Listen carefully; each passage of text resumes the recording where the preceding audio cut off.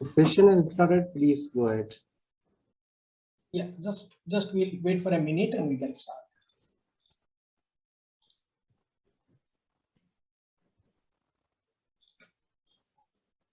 The participant to join, let's wait for a minute and then we can start.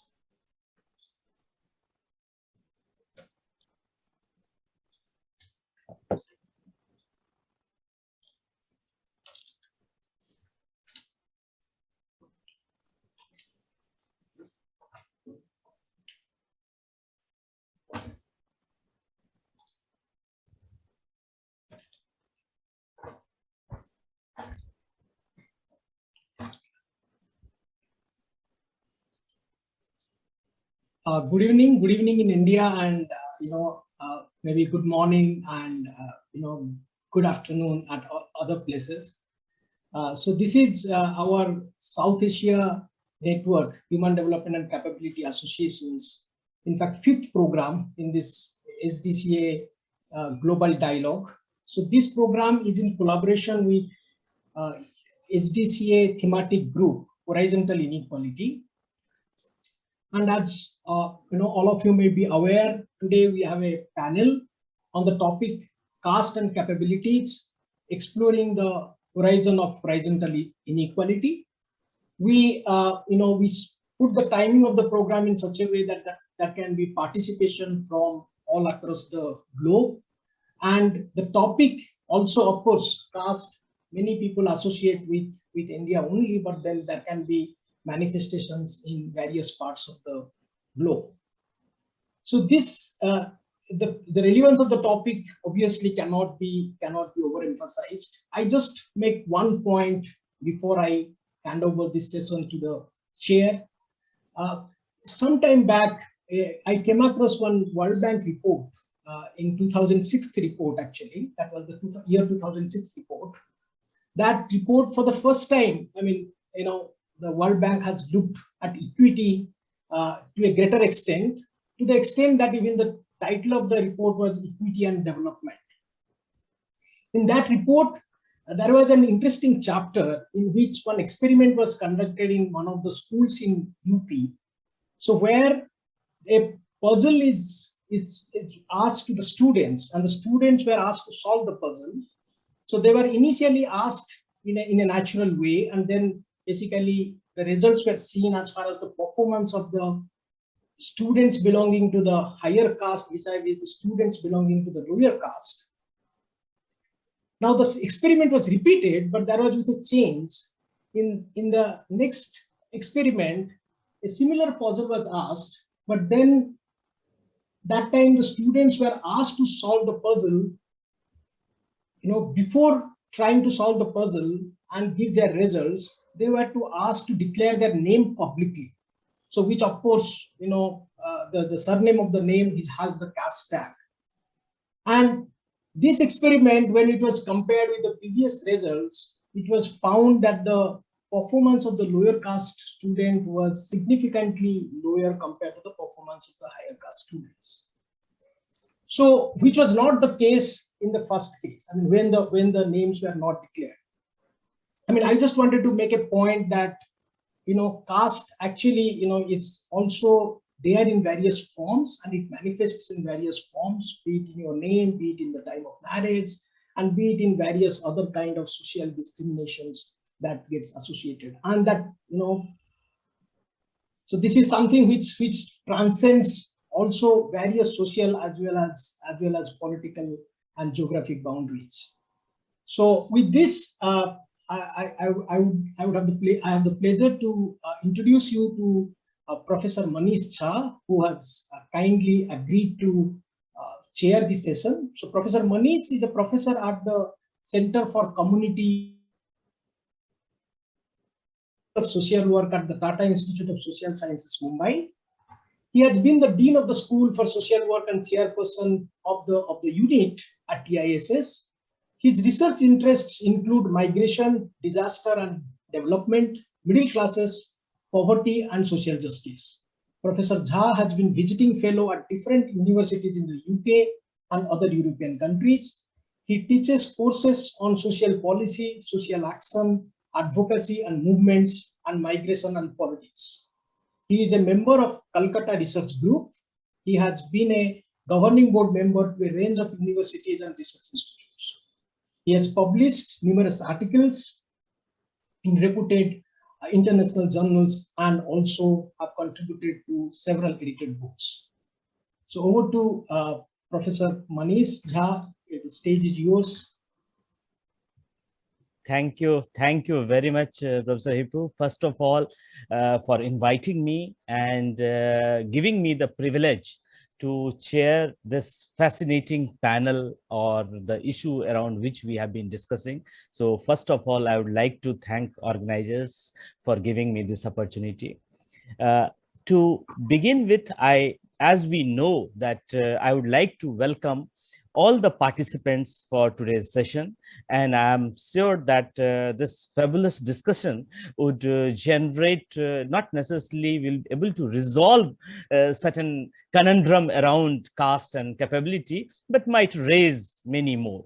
So as we know, the topic is caste and capabilities, exploring the horizon of horizontal inequality. We know that the horizon is quite cloudy, and as we move on, from the issue, recently the entire discourse or the controversy around caste census, or whether it has to be done, not done, the kind of politics happening all around it, all these things tell us that what are the issues around it, and how should we look at this entire idea that how in India the wealth endowment or is linked with caste. The identity strength and identity's capability to assert itself is linked with caste. And it's for this audience, we don't need to reiterate the fact that belonging to a deprived caste keeps them in the trap of a vicious cycle, which is being talked about and written in the poverty circuits as inequality traps. So basically, it has been made inevitable and undesirable, unjust, and unsustainable.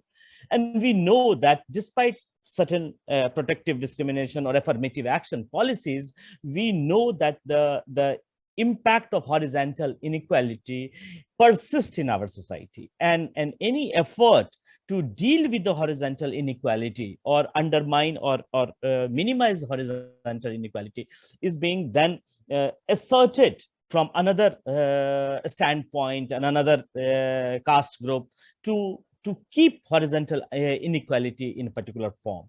So the topic cannot be much more contemporary and relevant than what we are seeing and the way it is evolving and the kind of dynamism we have around it. So I know that the participants have come here to listen to our eminent speakers. So I would not like to speak beyond that. But just by way of how are we organizing our session, we would like to say that let me introduce all the three speakers in one go in the beginning. So I would introduce the speakers, and then I would request one by one. I would request first Professor Satish Deshpande, then Professor Achin Chakraborty, and then Dr. Amit Thorat to speak around 20 minutes. So if we take around 20 minutes, we will have roughly 20 to 30 minutes to take up question from the participants. So it is my, let me introduce the speakers. And as I have said that it is my pleasure, many of us have been reading not only the academic work, but the other popular columns of Professor Satish Deshpande, who has done his long back MA economics from JNU and then PhD from California. He's a professor of sociology at the Delhi School of Economics, and his research interests include caste and class inequality, contemporary social theory, politics and history of social sciences, and South-South interaction. Among his numerous work and writing is Contemporary India, a sociological view. Along with other colleagues, he has edited volumes, Untouchability in Rural India. He has co-edited with Patricia Overa and Nandini Sundar, Anthropology in the East, founders of Indian sociology and anthropology and class inequalities, contemporary social theory, politics and history of the social science and South-South interaction. So in fact, and apart from these, as I have said, his columns and his writing have been influencing generations of scholars who have been following him keenly. I'm extremely honored to introduce the second speaker, Professor Achin Chakraborty, who is a professor of economics and currently the director of Institute of Development Studies, Kolkata. He has research interest in welfare economics, development economics, human development, and political economy of India. He has received PhD in economics from University of California at Riverside, USA. He was a visiting professor at Sciences Po Paris and has a CSU PS fellow at University of Pavia, Italy. He has published widely in peer-reviewed journals, including Economic Theory, BMJ Global Health, Social Indicators Research, Economic Bulletin, and Economic Bulletin, Journal of Quantitative Economics, and many more. So he is writing, his books are The Land Question in India, The State Dispossession and Capitalist Transition, Changing Context and Shifting Role of the Indian State, and Capital in the East. He has jointly authored the book Limits of Bargaining, Capital, Labor, and State in Contemporary India. So welcome, Professor Chakraborty, to the panel. And our third speaker for the day would be Dr. Amit Thorat, who is an assistant professor of economics at the Center for Study of Regional Development, JNU. Prior to this, he had worked on with National Council for Applied Economic Research, New Delhi. He has been part of India Human Development Survey team. He has worked with ICR National Institute, International Food Policy Research Institute, South Asia headquarters in New Delhi, and Economic Research Foundation. He received his doctorate in economics from Center for Economic Studies and Planning, JNU. His research has been on issues of poverty, income, educational and health inequalities in general, and across social, ethnic, and religious communities in particular, in the context of India. Currently, he's working on understanding people's belief around personal and social identity in India and its implication for social behavior, individual distress, and economic outcomes. His earlier work includes examining gains for small and marginal farmers from high-value production, as well as from farmer-owned cooperative farming. So as the brief introduction tells you about the wide range of expertise which our panelists speakers for the day have, and I think we will be immensely beneficial towards understanding caste and capability from various standpoints. So let me invite first Professor Satish Deshpande and requesting him to open the panel and open the discussion. So over to you, sir.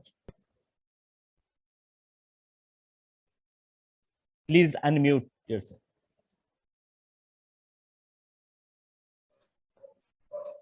Yes, thank you very much, Professor Jha. And I'm grateful to for this opportunity to Professor Hippu. And of course, it's a pleasure to be here on this panel with two people I haven't seen for a while, but we are part of a gang of usual suspects when it comes to certain topics. So it's good to be here. As you know, being an opener is full of risk, and you have to play carefully. So what I'm going to be doing is simply talking about problems. The problems we have as social scientists in trying to keep up with the ways in which caste inequality reproduces itself. Let me start by saying that probably the main theoretical challenge posed by caste in the broad realm of inequality, which is what concerns this panel, the main theoretical challenge is its simultaneous occupation of two sides. One side is a relational side. and as theorists of castes have told us, particularly anthropologists, it is quintessentially a relational thing. Caste is a relational thing.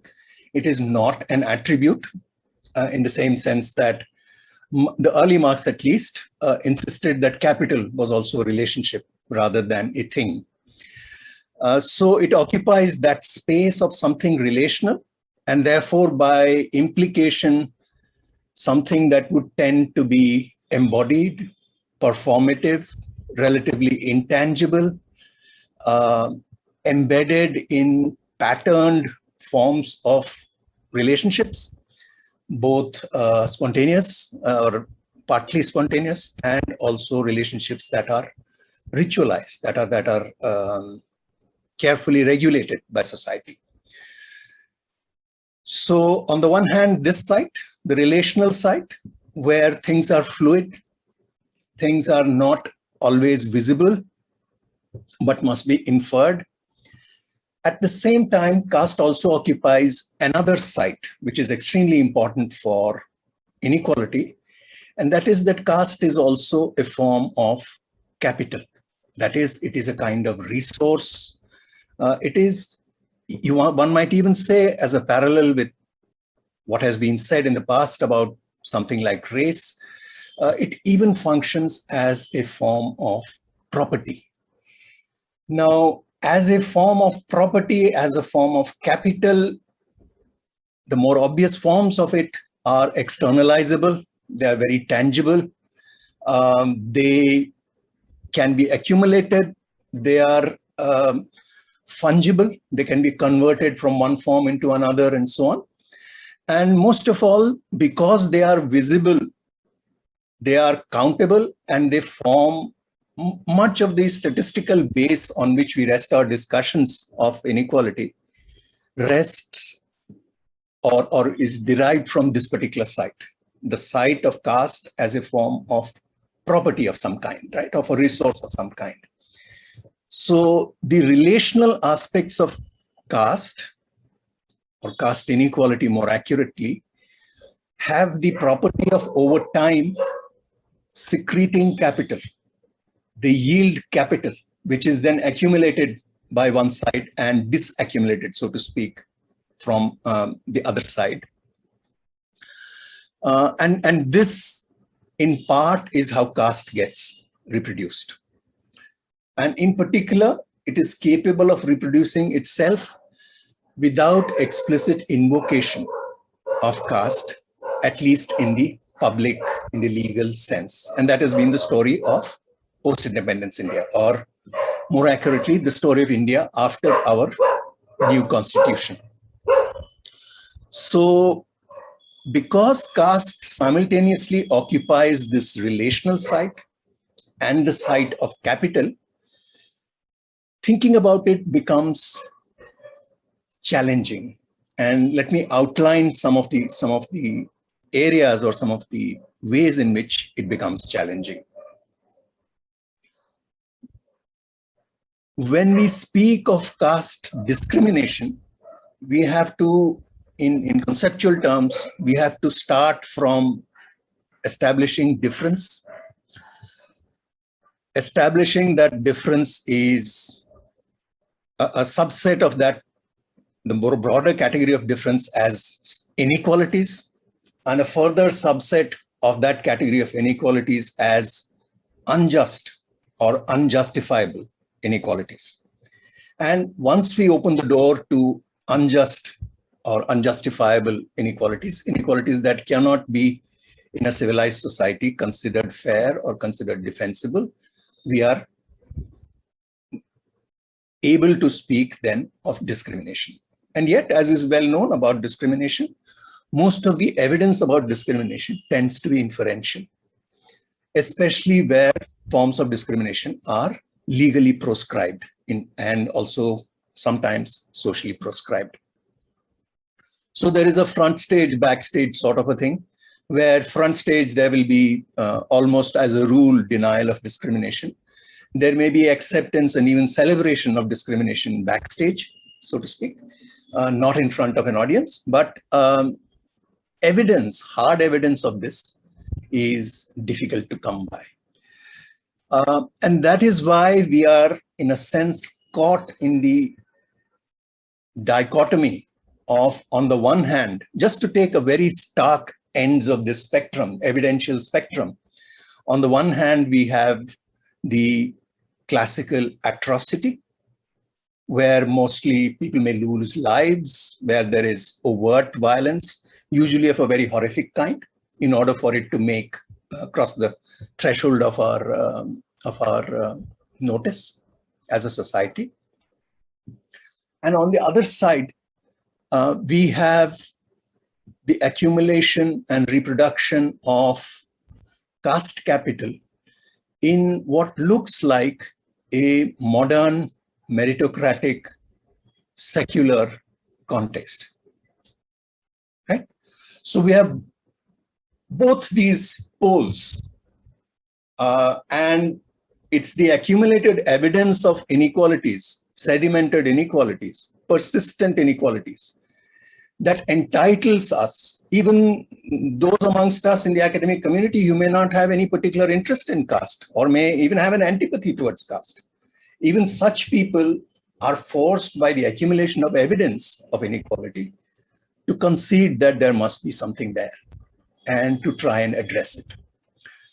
But the relational form remains elusive, at least in social scientific terms. There are ethnographic accounts of this.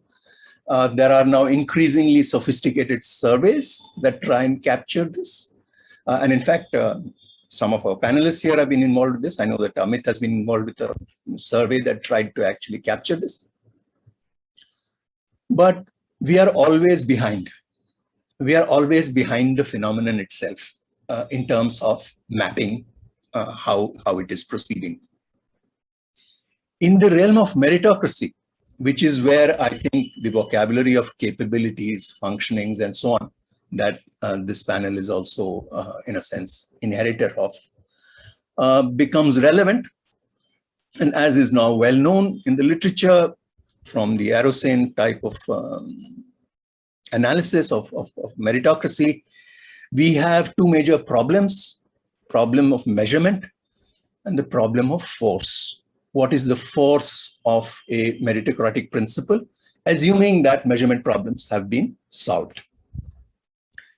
It is in this area, in the rational discussion around legitimate force of arguments of meritocracy, that I think the greatest weakness has been, in my opinion, in discussions of caste.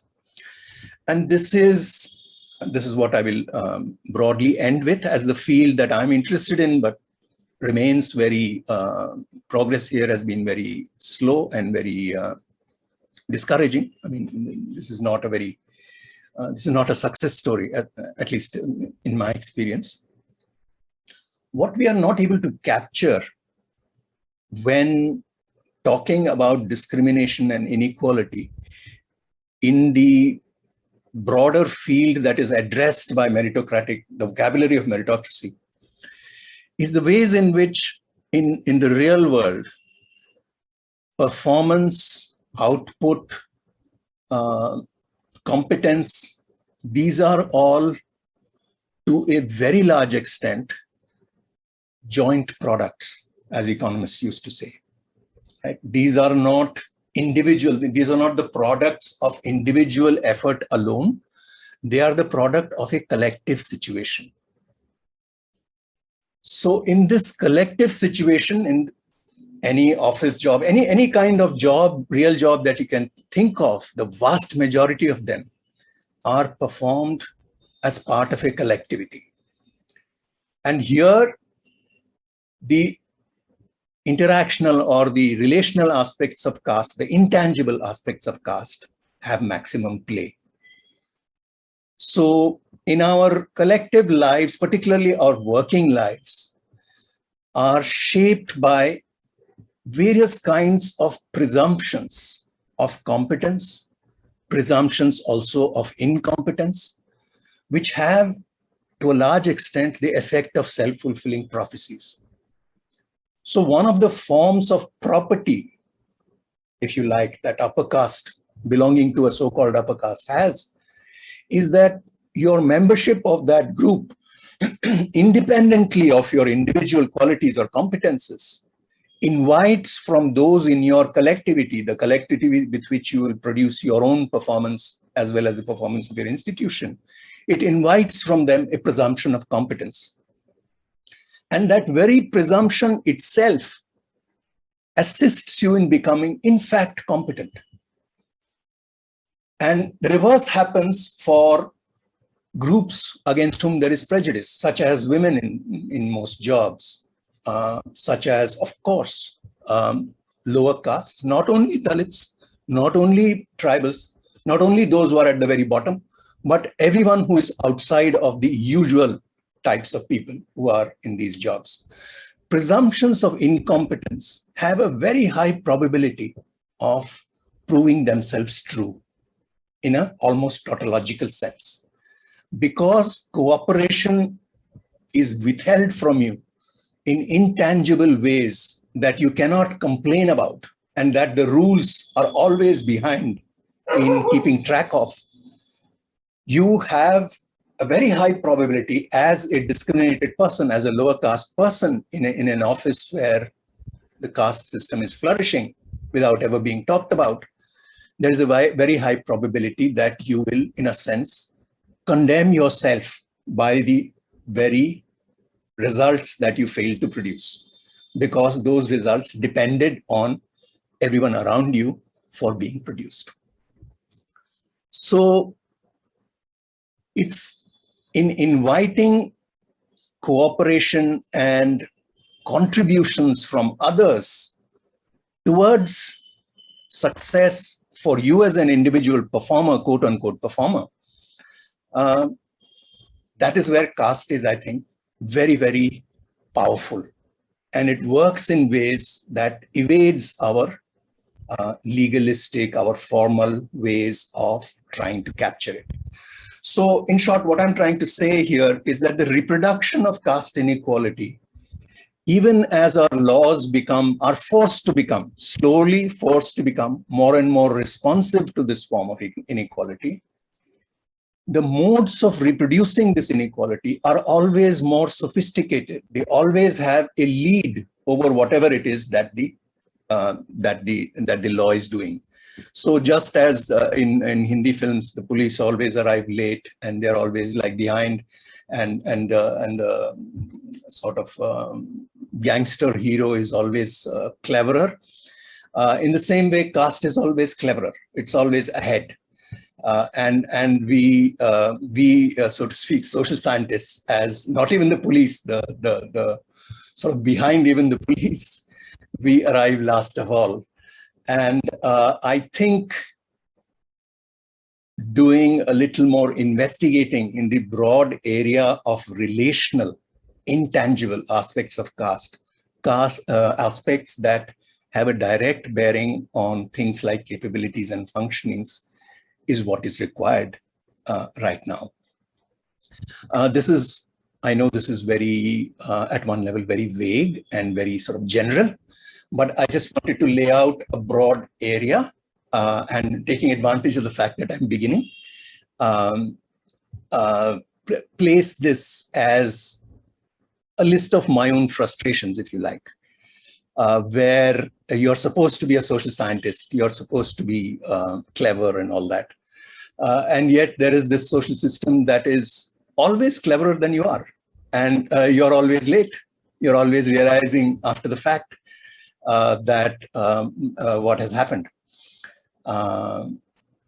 So I'll stop here and simply reiterate what I said, that the challenge that caste poses to analyses of inequality is that it simultaneously occupies an intangible sphere, a site of a relational site, and it occupies a site of capital where it is more tangible and so on.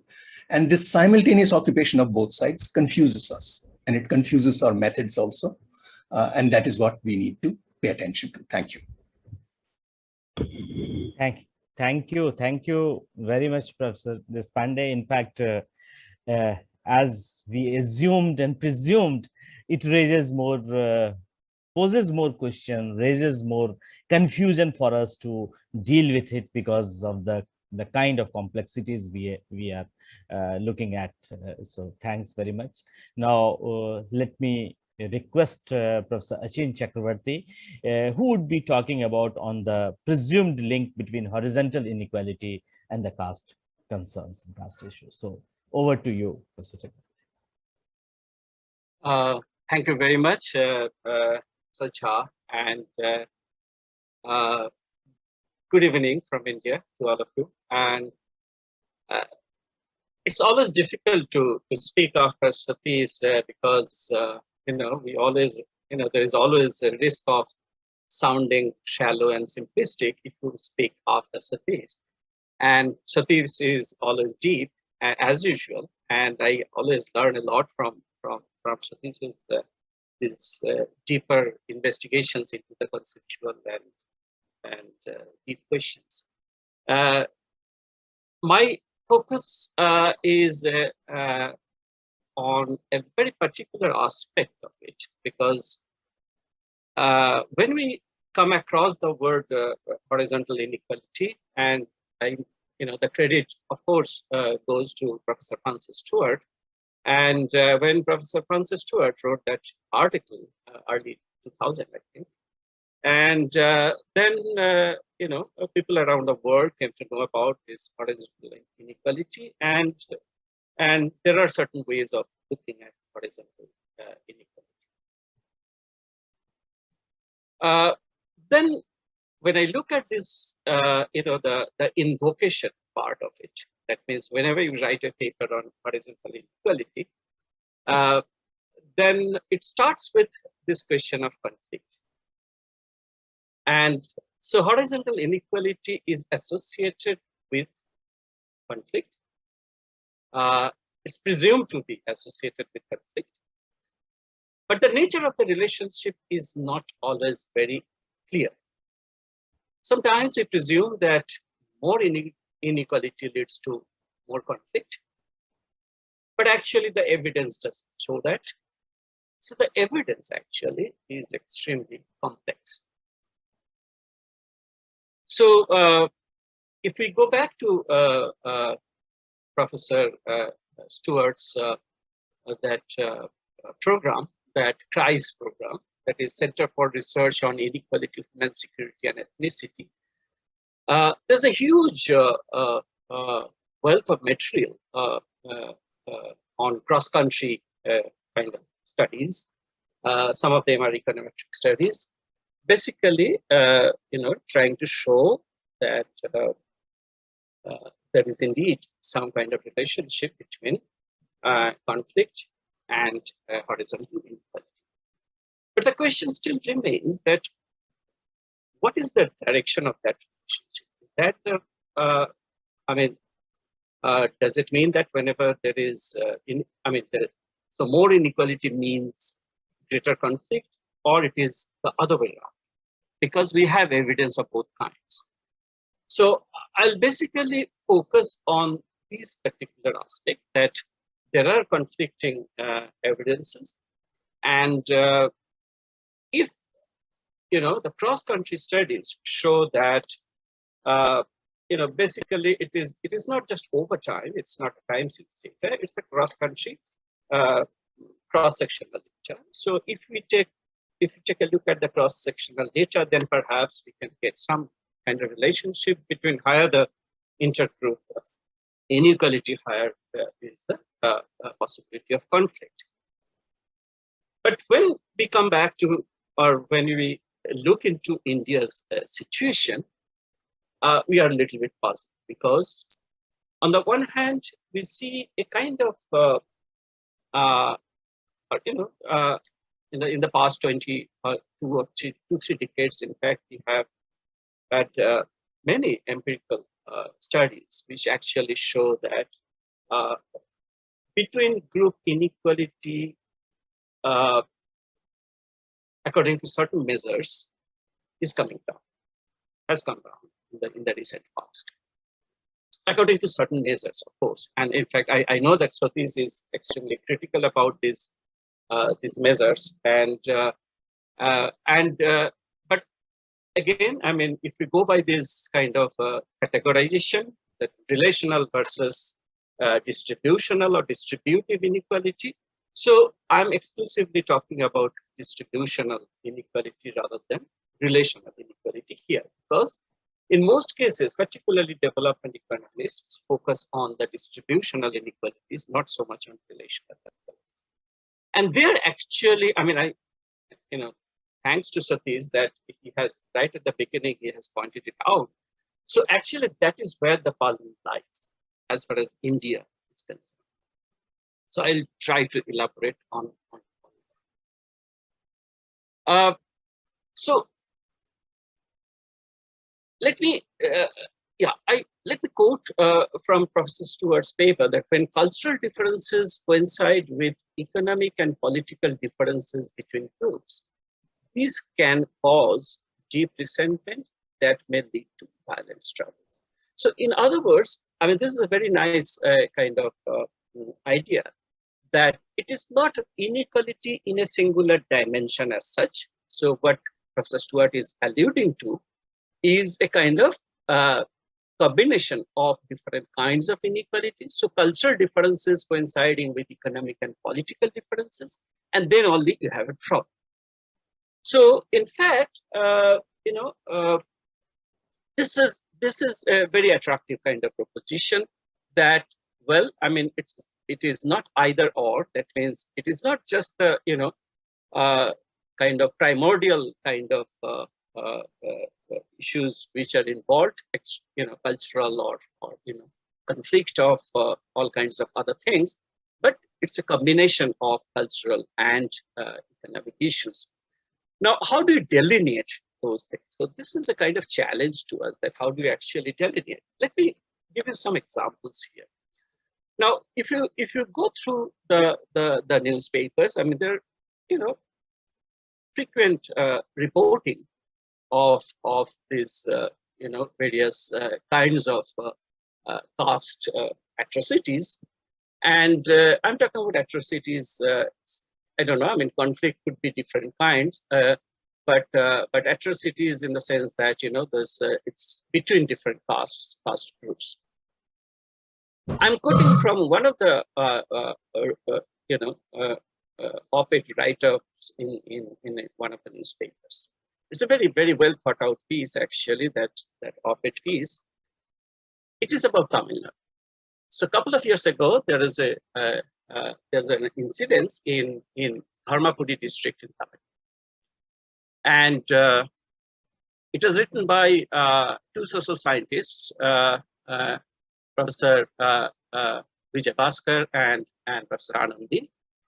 I'm quoting from it.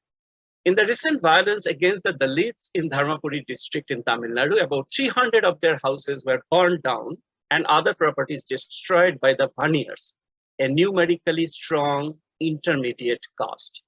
Sections of whom have been economically stagnant. The immediate cause for the rampage was a Baniar woman's marriage to a Dalit youth and the consequent suicide of the woman's father. However, the large-scale and systematic destruction of Dalit properties was a result of the simmering discontent against the upward mobility of the Dalits. So, in other words, in different writings and also different studies, it's coming out that when horizontal inequality in certain dimensions are coming down, then the possibility of conflict is also going up. Now, this is a kind of apparent puzzle.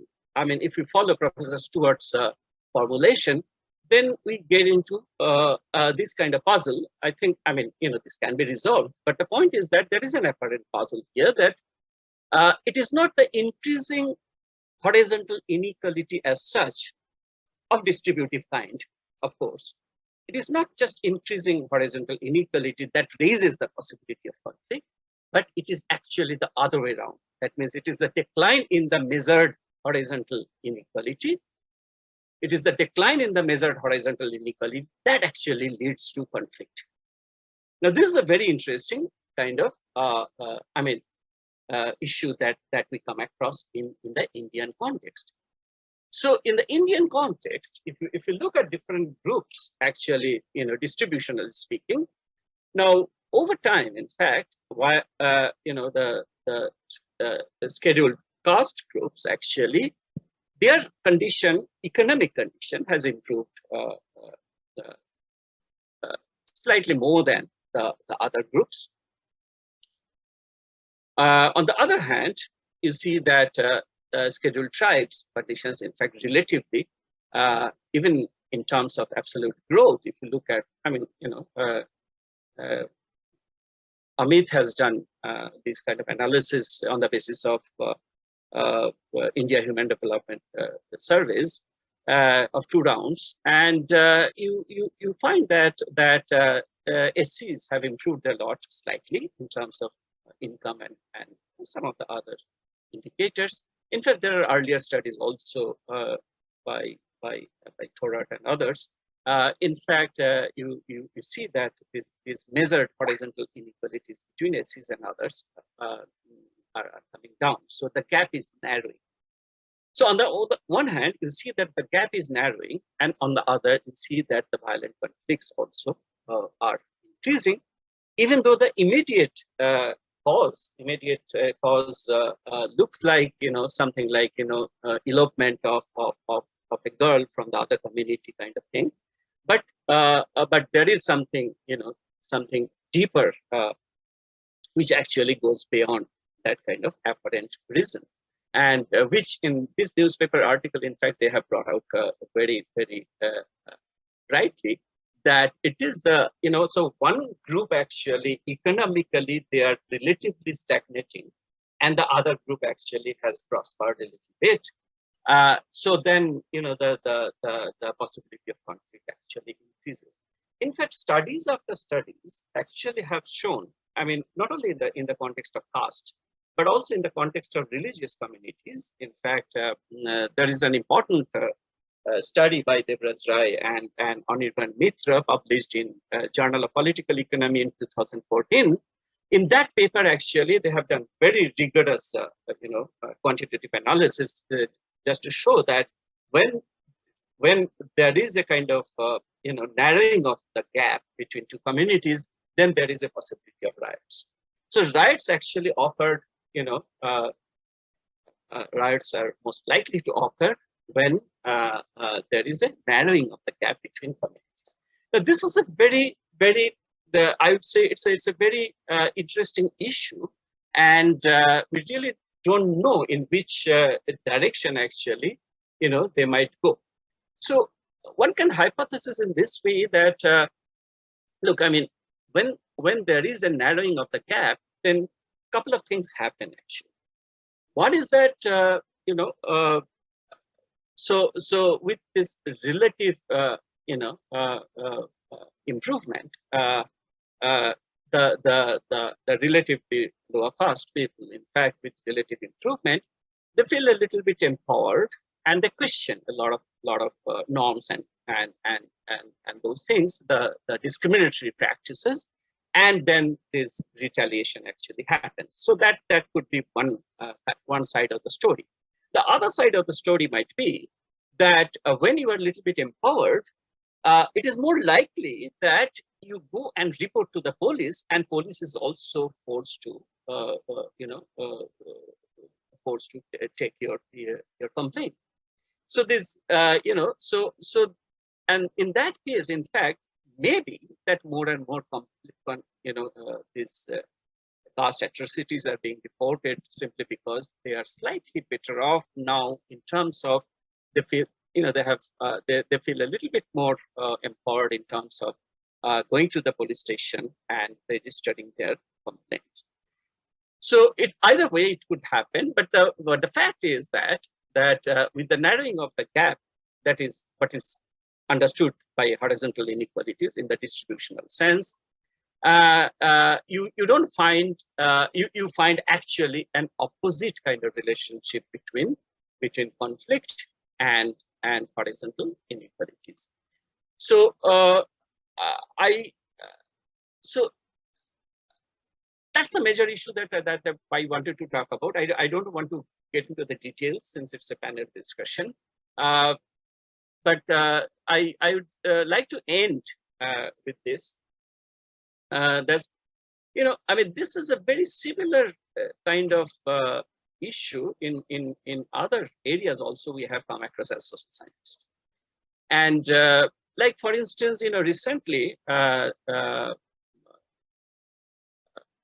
researcher has written a paper based on National Family Health Survey that if there is a kind of if the wife is more educated, then there is a higher probability of domestic violence, that kind of.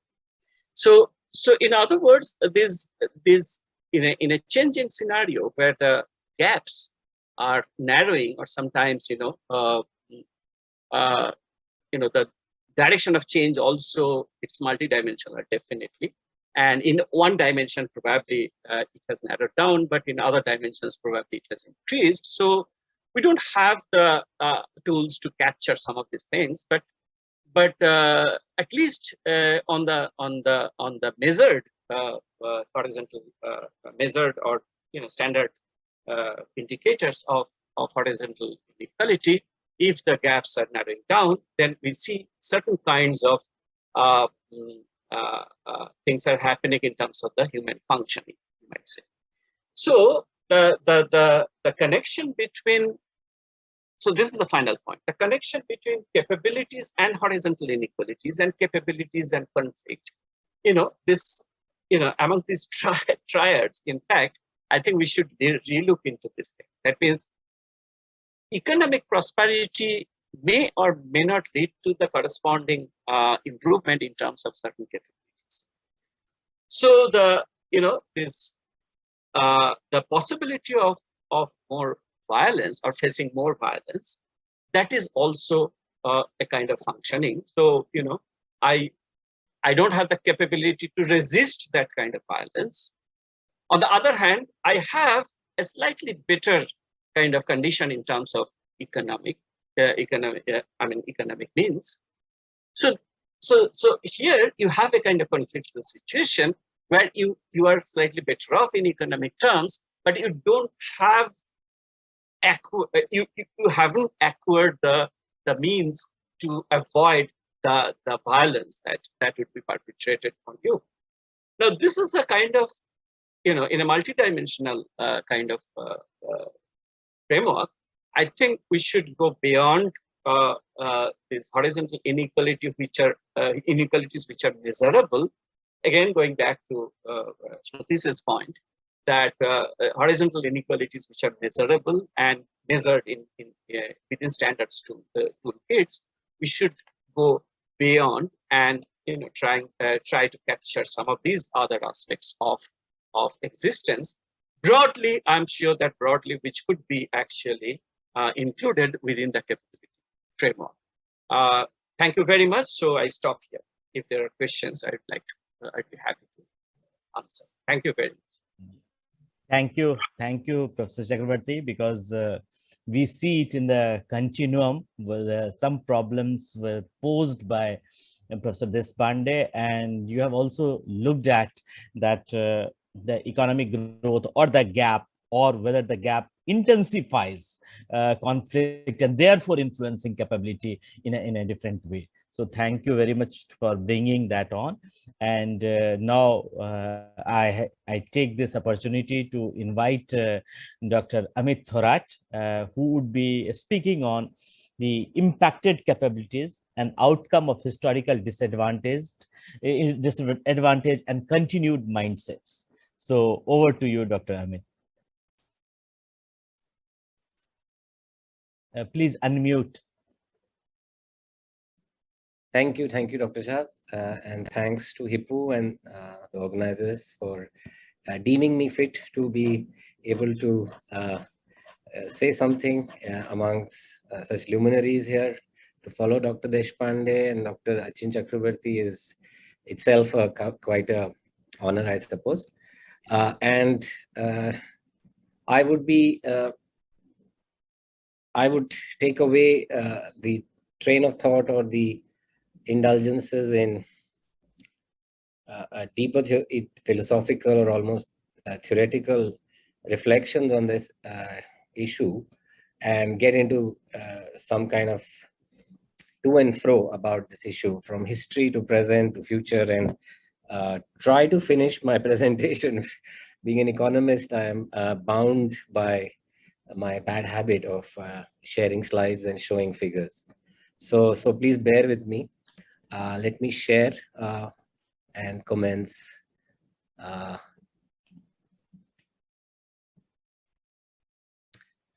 Is this visible? Yes. Yes, it's visible. Okay.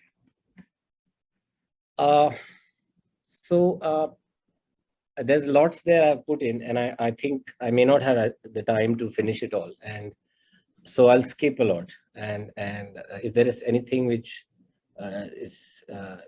can be talked about later on the discussion, then I can come back. So Professor Achin talked about the gap has reduced, the improvement has happened, etc.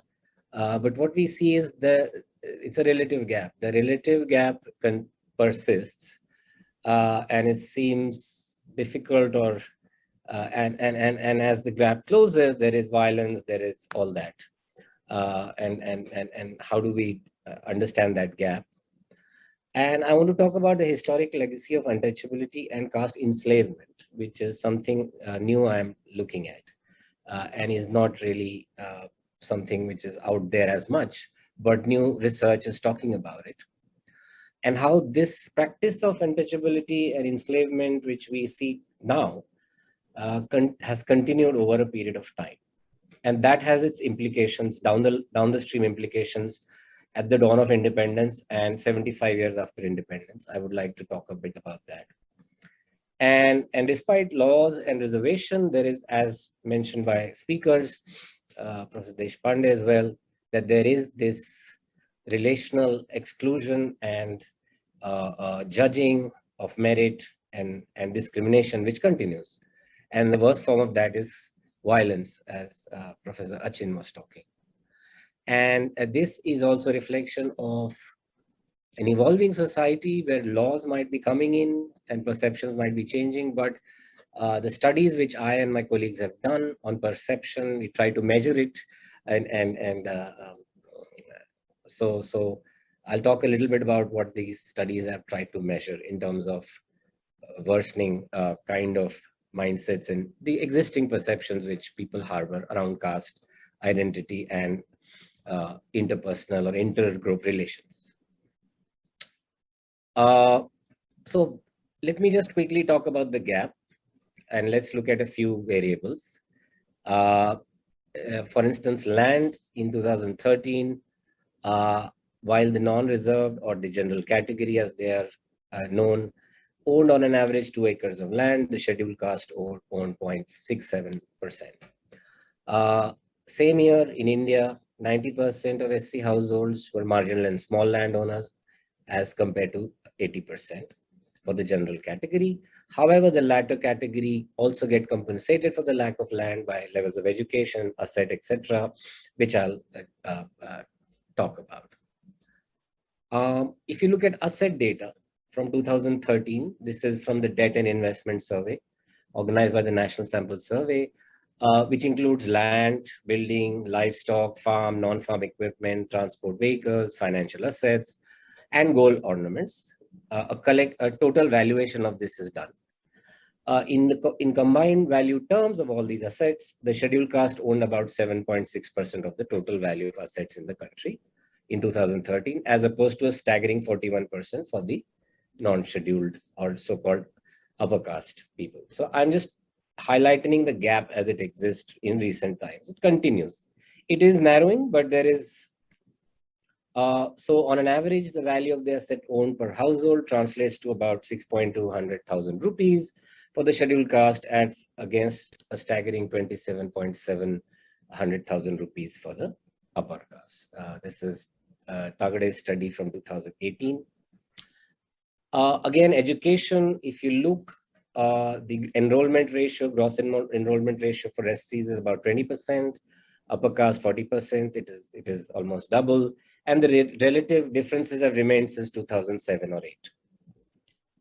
Dropout ratios for SCs are 14%, high caste Hindus in this categorization, 9%. And you can see for tribals and Muslims also, they are very similar, and for tribals, they're actually higher than the SCs. Health, a lot of talk is happening on health. If you look at mortality rates, neonatal infant mortality are under 5, you can see the difference between the scheduled caste and the others, almost 10%, and in some cases more than 10 percentage points of difference. From 2015-16, this is NFHS data. These are calculable and readily available figures. Again, if you look at stunting, wasting, underweight, etc., we find the same picture. Poverty gap, poverty has fallen drastically from 2004-5 to 11-12, probably the largest reduction, decadal reduction in India, which we saw.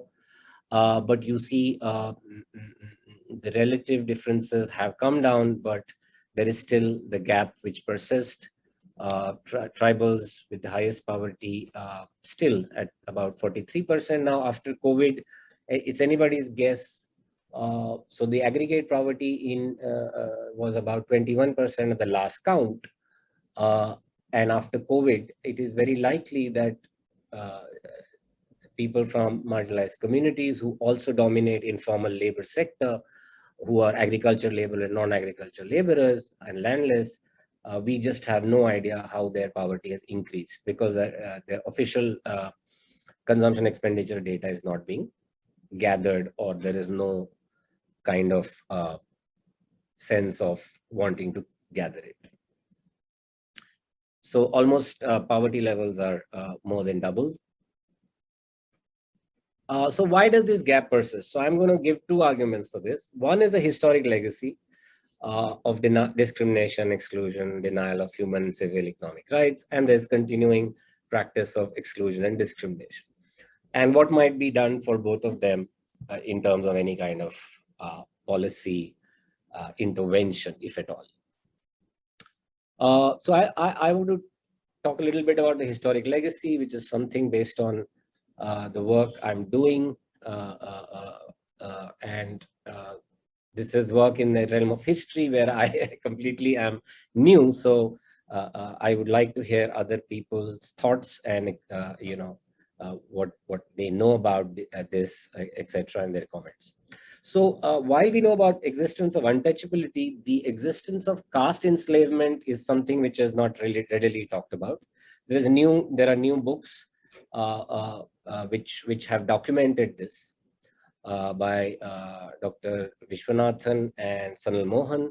Their books talk about caste enslavement in south of India, and I rely heavily on that. So these practices we find being mentioned historically to about 200 BC, and Professor Jha would have contended that they go back beyond to 600 BC. And if these exist today, or even at the dawn of independence, one could argue it is the oldest continuing practice of prejudice you would find anywhere in the world. 2,200 years to 2,500 years. The practice continues. We see it in the scriptures being mentioned. We see historical evidence of its existence, and we still see it happening. And I'll give you evidence for it. So, as enslaved and as untouchables, particular groups and subgroups among the broad category of Shudras were deprived of their human civil rights, denied right to education, trade, enterprise or vocation, farming, accumulation of assets or wealth, and forced to live in segregated communities and social isolation, not to be touched as they were designated as being born impure, being physically, ritually, and spiritually defiling. While these facts are not unknown and often restated, it needs to be understood that these have been continuously in existence from historic period we mentioned above. which is probably the Gupta period when Kautilya came and kind of formalized the governance system, which was occupation and caste based, and after which is after the modern empire and the decimation of Buddhism and the coming of re-emergence of Hinduism under the Gupta period. And it is very difficult, if not impossible, to find a parallel of this experience anywhere around the world. Over and above this social status, many untouchable castes or jatis or subgroups, as they are called, came to be designated as enslaved subcaste as far as way back as 600 BC and continued to exist as such for another 2,500 years till the British formally decreed enslavement illegal by law under the Anglo-Indian law in 1843. That was the first time in the Indian subcontinent the practice of caste-based enslavement was legally ever banned or abolished by any ruler or any kind of power at that time. Despite the legal ban, slave-like relations such as attached or bonded labor continued to exist through the Mughal, not the Mughal, sorry, the British period till independence. That's a typo. Because in the absence of any, there was an absence of an alternative provision for these people. If you ban agrestic slavery, you have to provide the slaves with land, occupation, skilling, or some kind of education for them to move away from that occupation, which was not done. So they continued to work as attached labor or bonded labor, were just not called slave anymore legally. But for all practical purposes, their relationship with their masters was exactly the same. Recent studies by Sharadmani and Mohan describe in detail the nature of untouchable slavery in southern India as late as 19th century. In fact, they've interviewed old people who were agrestic slaves. And some of these are the Pulayas and the Parayas. And the word the Paraya, which is used in English, comes from this caste categories, the Parayas. So as an enslaved caste, the Pulayas did not have the right to property. They could be sold, leased, or mortgaged and could be offered as presents to friends or as gifts to temples. The enslavers could transfer them, separate children from parents and wives from husbands, offer them as dowry of a daughter's wedding or as debt payment. They therefore had no agency whatsoever over their own lives and were akin to owned property. Considered untouchable and impure, they were not allowed inside villages and towns, let alone households or households for domestic work. Consequently, were employed as enslaved labor on agricultural fields on the periphery of towns and villages. They were not allowed to miss a single day of work, had to tend the fields from early morning till late evening. They would be punished for missing work. They were considered as part of the livestock on the farm and even plowed fields along with bullock and buffalo. Their remuneration is recorded to be a third or less than that, than what was paid for any form of labor done by the broad category of Shudra workers at that point of time. Punishment for the enslaved were harsh. The enslaver or master had legal rights to pronounce offense and administer punishment. While cutting of body parts such as nose, etc. was not uncommon in earlier times, in the later period that seems to have been largely replaced with flogging. The transfer deeds of the enslaved mentioned and gave the enslaver right to chain, flog, and even deprive them of their life. So these are documented facts, known facts. So, so while the rules governing rights of the enslaved, the trade in them, and their treatment might vary in time over history, it is clear that enslavement of particular subcaste of Shudras continued right through medieval period, the Mughal period, and for the 73 years of the established British Raj in India till 1843, till it was formally banned, on paper mostly, in 1843. The British in India instituted the Anglo-Indian law in 1772, which was finally constituted in 1798. However, from 1772 till 1843, they appointed a Brahmin law officer in the courts, in the British courts, whose job was to advise the British on the relevant Hindu law that applied that was applied based on the Dharma Shastras, and he signed and reports and assigned and assisted in passing judgments. So the 1772 law states, in suits regarding succession, inheritance, marriage, and caste, and all religious usage and institutions, the Hindu law with regard to Hindus are to be considered the general rule by which judges are to form their decision. So these are documented facts. The British did a lot of known for the cadastral surveys all over India, and they set up a law commission. They set up a lot of commissions to know what is happening, and amongst others, made observations on the practice of slavery as it existed at that time. It stated, on the basis of extensive surveys, it was observed that around the eastern and western coast of southern peninsula and very likely as elsewhere in the country, whole castes were regarded as impure and subjected for a long time in history to agriculture slavery. These findings of the Law Commission finally led to the banning of slavery in India. Okay, so one can, if you see that the Mughal rule and the British rule, which existed each for around 200 years, which did not meddle with the law much, and at local levels, at village levels, there is documented fact that law dispensation was in the hands of the village sarpanch or the temple priest, etc. The practical law which governed people was basically the Hindu law, or the law which comes from the Dharma Shastras compiled by Manu.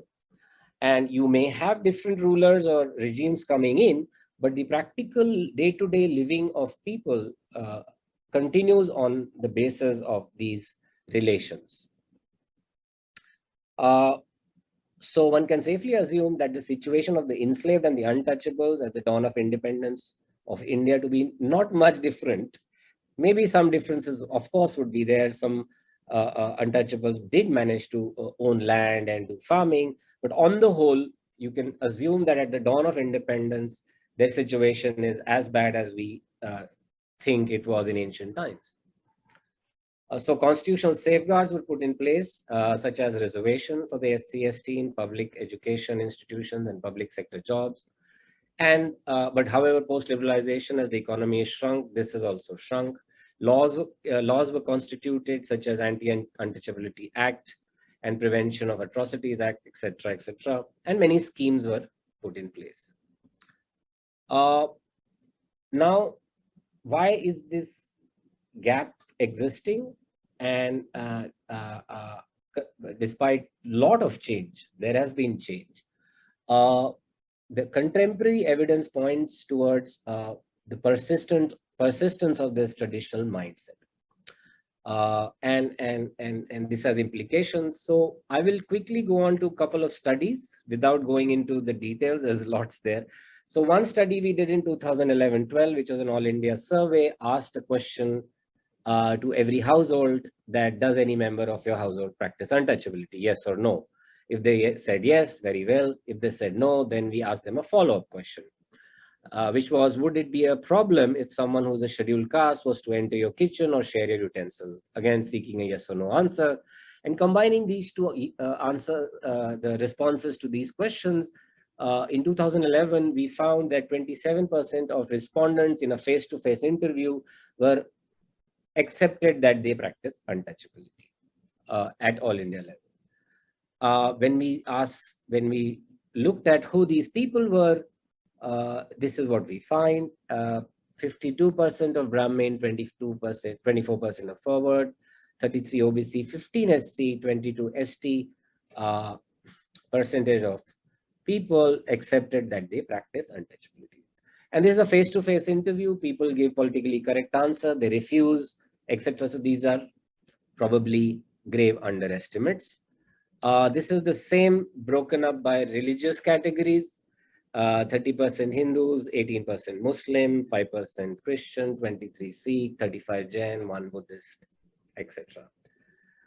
This is a map we created of the practice of untouchability across India, the darkest red being the highest, more than 50% of households accepting the practice. And as you go down the color gradation, it goes down by 10 percentage points.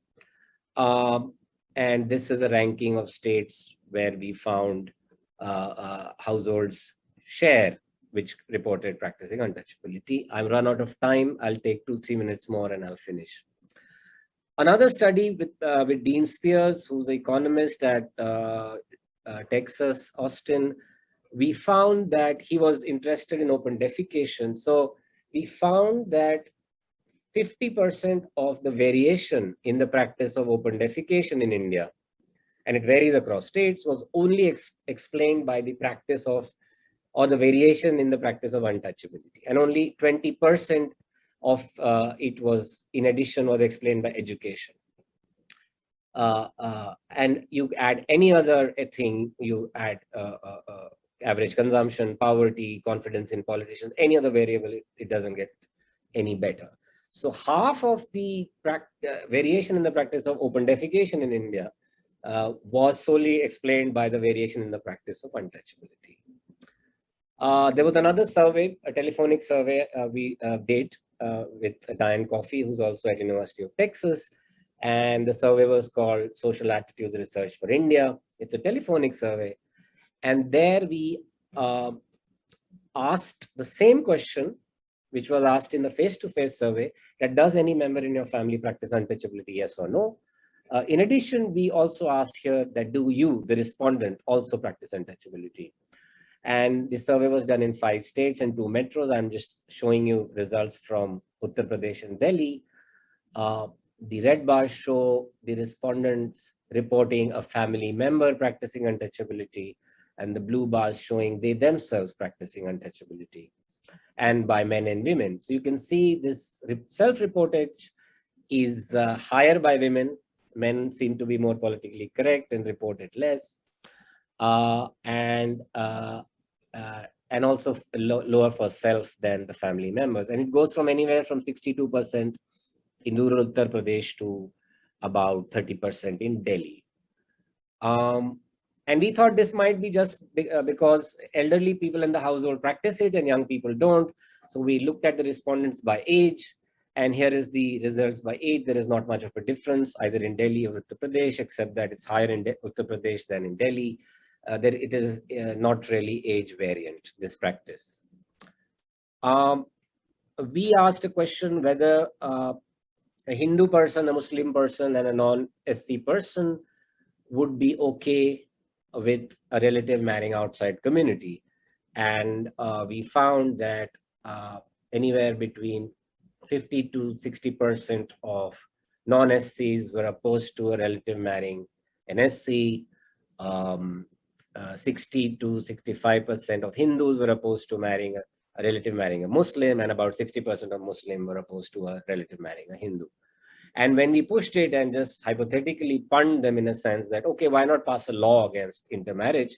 They were very happy with it. And 60% in rural Uttar Pradesh and 40% in Delhi say, yes, let's pass a legislation, and which we are getting to, it seems, and it may happen soon, the way things are going. So this is what we found. Well, the implications are grave. So it seems that it is getting worse. We are doing a better job of capturing people's perceptions, and it is getting worse, and people are getting polarized, as we see. So it is a challenge. And if this is the mindset of policymakers, the legislative, the executive, and everything, then I don't know where we are headed. So I think for me, the way forward is two-way. You have to compensate for historic wrongs. The privileged groups who mistake privilege for merit, as Satish was saying, it is a group affirmation of your characteristics. You could be a total dud, but if the group says you're brilliant, you feel brilliant. So the privileged groups who are educated, wealthy, asset-rich, have better health and overall better well-being indicators today are because of intergenerational transfer of this, plus social and cultural capital, by systematically denying it to particular groups. It's not that you deny a large population historically over a period of time their rightful wages, income, asset, land, education, and you acquire privilege because of that, and you pass it on intergenerationally which now is seen as merit. So I think a compensation is required, reparation, restitution, whatever. And if you want to continue and expand affirmative action, I think you have to bring in the private sector. Otherwise, the shrinking public sector is soon going to be, I mean, just see with the small public sector, when tribals and Dalits are prospering, you have violence against them and a sense of being left behind by the middle communities.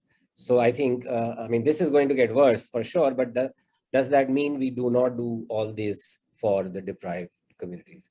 Sorry, I'll stop here. Thank you. Thank you. Thank you very much, Dr. Amit. In fact, from the earlier session of looking at the gap and bridging the gap leading to conflict, or the perception of that, the historical and from historical to contemporary situation has been brought in through your presentation. So thanks for bringing that on for here.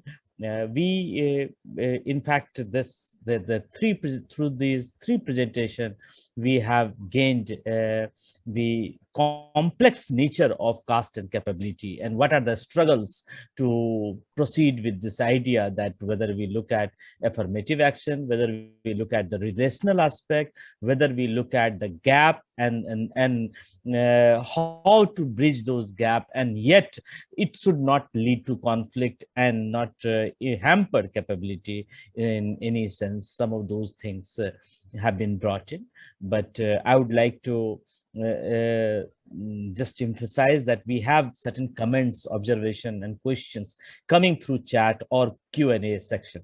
So should we take that on, Professor Hippo?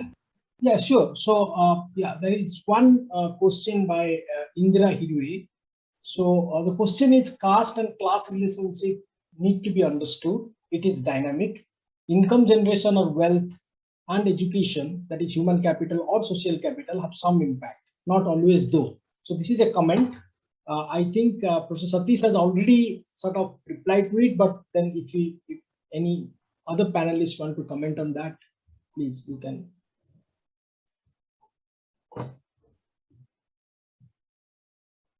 Professor Satish, if you want to, elaborate on the thing which you are. I did think that was a comment rather than a question, but I'm in agreement. Yes, it is dynamic. The relationship between caste and class is dynamic, but it is managing to reproduce itself. That is our, in a sense, our issue. That despite all whatever narrowing of gaps and convergence, there are a lot of people who work on convergence, and yes, some amount of convergence is happening. But at the same time, social distinctions and broad inequalities are being reproduced. So it is precisely the dynamism that we are interested in. How is it reproducing? It is not necessarily reproducing itself in the same way all the time. Thank you, Professor Satish. So there is a question by Deborah Parekh. So writing while the thought is fresh, we increase conflict as gaps narrow. It seems to me that one wants to also pay attention to the changes over time, potentially reduced conflict in the long run, as those in the advantaged caste groups adjust their own identity or sense of self-worth to not to be so dependent on caste. Is it not? That's the question. I hope probably Professor Achin want to take it up. Well, I think that what I wanted to say in my talk towards the end is that narrowing of the gap, in fact, I narrowly interpreted it. And so it's a very narrow view of narrowing of the gap, because as I said that, when this gap narrows down, that doesn't mean that, you are empowered in certain other dimensions. So whether you are able to register your complaint in the police station, in many cases, actually, that doesn't depend on your, your marginal improvement in your economic conditions. It doesn't depend on that. There are a lot of other things which, the political sort of kind of distribution of power and all kinds of things. So so again, I mean, since we are talking about capabilities and it's a within capability framework, I'd like to sort of push it in that direction. That means, in my view, capability framework actually has the space for this kind of relational has the space for that.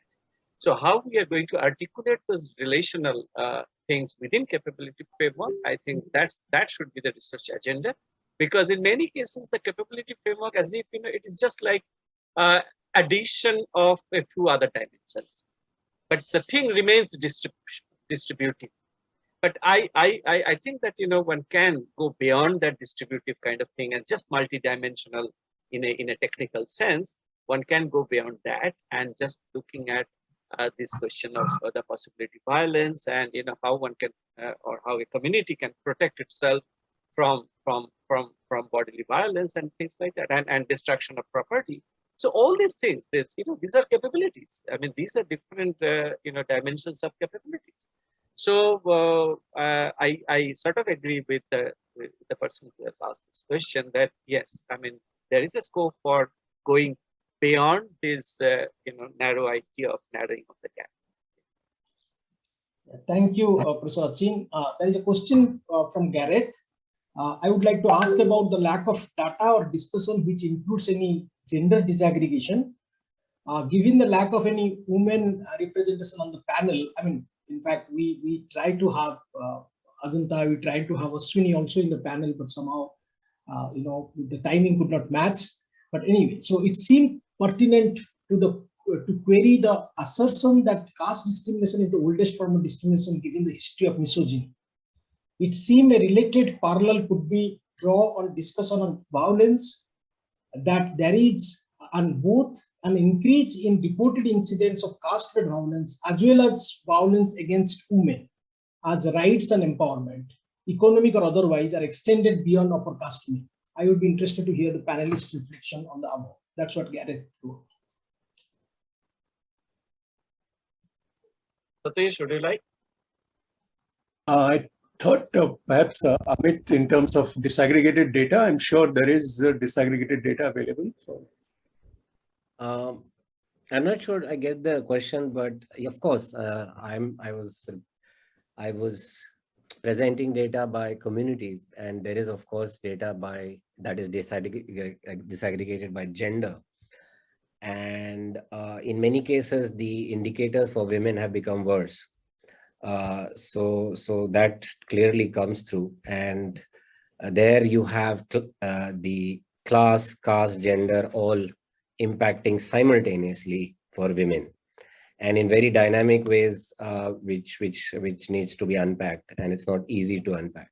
Which of these three is impacting women, in which, how much, in which manner, and in what intensity is something that needs to be worked on. Yeah. So there is a question by I mean, just to add one point, Gareth, Yes, that there's a lot of researchers, in fact, now are working on this intersectionalities and all. So there's taking into account this data disaggregated by gender and caste. Yeah, so the next question was exactly on that. So in addition to the question by Gareth, what Nupur writes, that an intersectionality framework is pertinent to gather the complete and comprehensive understanding of structural forms of violence and multiple layers of oppression, hence deeper level of capability deprivation in the context of Dalit women in India. So any reflection around that? So I think, sure. I agree with that. Yeah, sure. Yeah. Exactly. Yeah, so there is one question. I'm unable to see the name, but so basically, does untouchability and vaccine hesitancy overlap? So what happens to the functioning in such a case? So it's by Musumi from NCAER.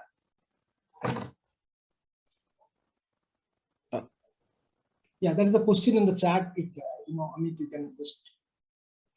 I'm not sure I get it. I mean, is that if I practice untouchability, oh, okay, vaccine hesitancy. No, I mean, if I need a vaccine and I can get someone from my community to give me the vaccine, I suppose, always. But I think the hesitancy is because of the fear that the vaccine itself will cause COVID or lead to death or ill health. more so than untouchability. Where untouchability has come into play is from instances in Chennai and elsewhere where frontline workers who were cleaning and collecting garbage and were approaching people were seen as people who were also susceptible more to COVID.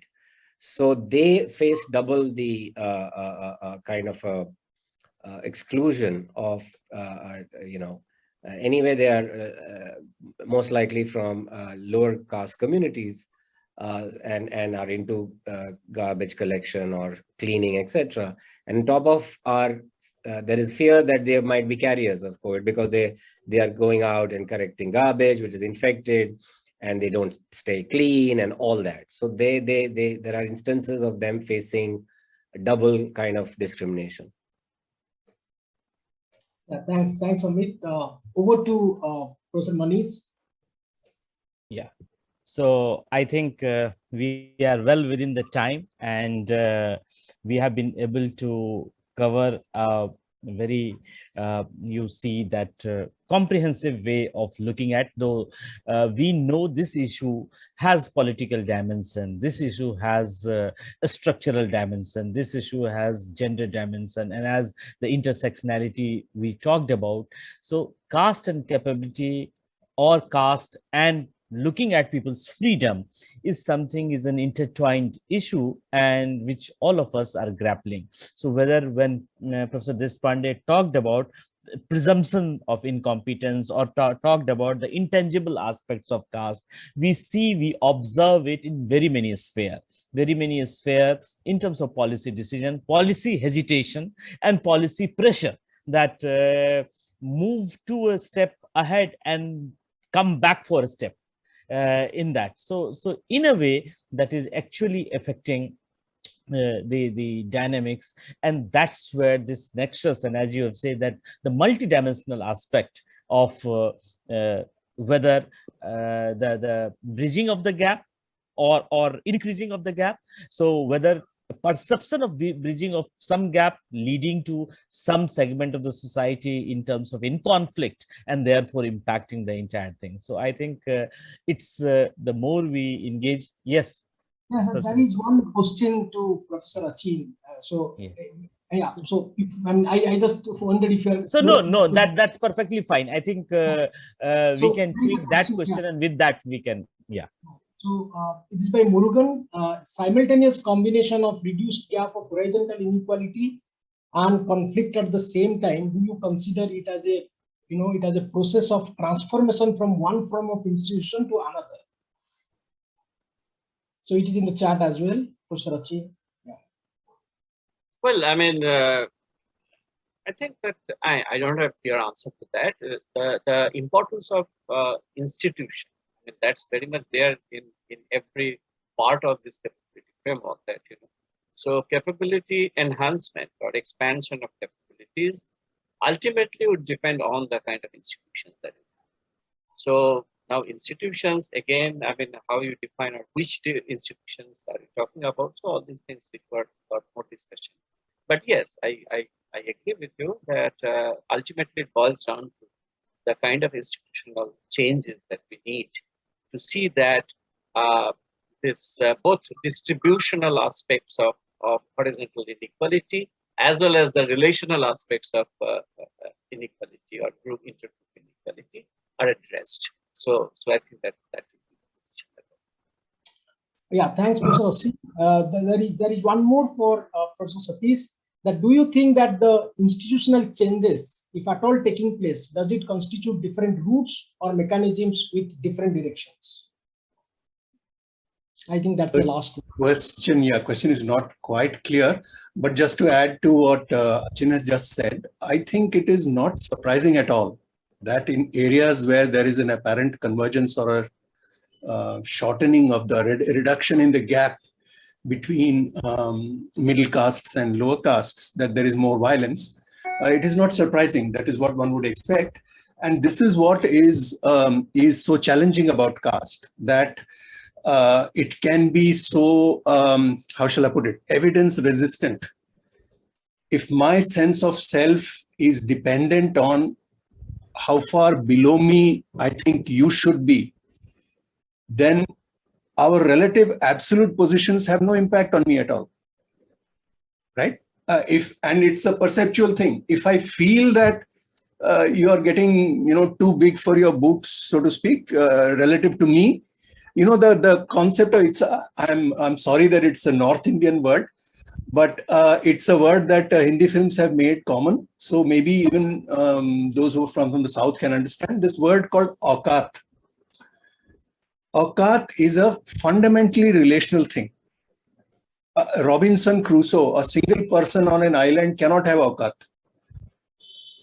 because it is dependent on others being lower or higher than you. So if my sense is that you are getting too close to me, then I am completely evidence proof. Nothing else matters to me. And that is why it is such a challenge to deal with. And we are finding it across the country. Again and again, situations where the gap is seen to be reduced. In fact, I think that is the start of the era of atrocities. From the 1970s onwards, there is a case to be made for saying that they are the product of perceptions about relative social distance having declined in the perception of the upper caste. So I'll stop. There's a lot more to be said. I'll just stop here at the moment. Thank you, Professor Satish. Can I just say one thing? I mean, what Professor Deshpande has hinted upon is the crux, I think, that historically, even if you see all engagements, occupational, economic, everything, social, cultural, has been so stratified and hierarchical that one's existence, one's status, and as he says, aukat, is comparable to someone above you and or below you. So that is the only metric by which you compare your intergenerational mobility in the Indian context, within the Indian socio-cultural context. And despite liberalization, education, and Western concepts of identity, that I'm an IT professional, I'm an architect, I'm a chef, etc., somewhere this entrenched social psychology of my identity relative to others is so ingrained that when these dynamic movements happened across groups due to reservation or liberalization, etc., people just don't know how to deal with that. And because it questions their own status or identity in ways they just don't have a handle on. And it leads to all kinds of violence and, exactly. Yeah, that's all.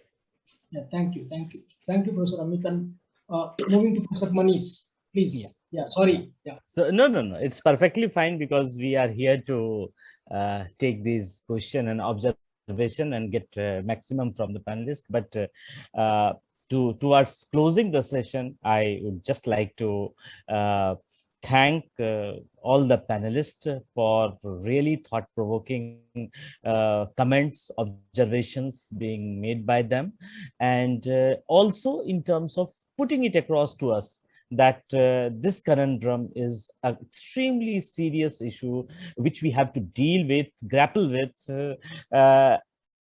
accept our deficiency in understanding, as in terms of that the more we understand, the more we realize that we don't understand enough, or we need to understand more, or we need to engage more. So that clearly tells us that we engage. So thank you, Professor Deshpande, Professor Achin Chakraborty, Dr. Amit, and the organizer and all the participants for their sharp observation and comments, which brought the discussion or made the discussion richer. So I take this opportunity to thank, and again, thank you, organizer, for giving me this opportunity to be in the league and be with people whose work one has been reading, following, and growing up with. Thank you.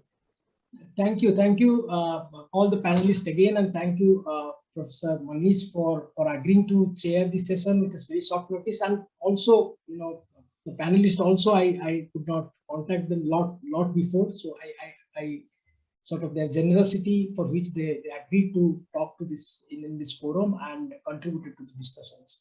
So thank you all the participants. So there were actually questions popping up towards the end, but then yeah, there are a few comments as well. I mean, caste is such a complex thing, and this is something which inherently a fundamental respect for the fellow being, which is actually the solution to the problem, rather than that, because that does manifest. Otherwise, if we I mean, as one of the participants writes here, that if we don't change intrinsically and have that, the whatever it's like dignity of individual or things like that, doesn't come in our own attitude and own perception. I think the caste would, as our panelists have said, it will always show its head in various ways. So thank you very much again to all of you, and we will close the session. Thank you very much. Thank you. Thank you. Thank you. Thank you. Thank you. Good night. Thank Thank you. Good night. Good night. Thank you.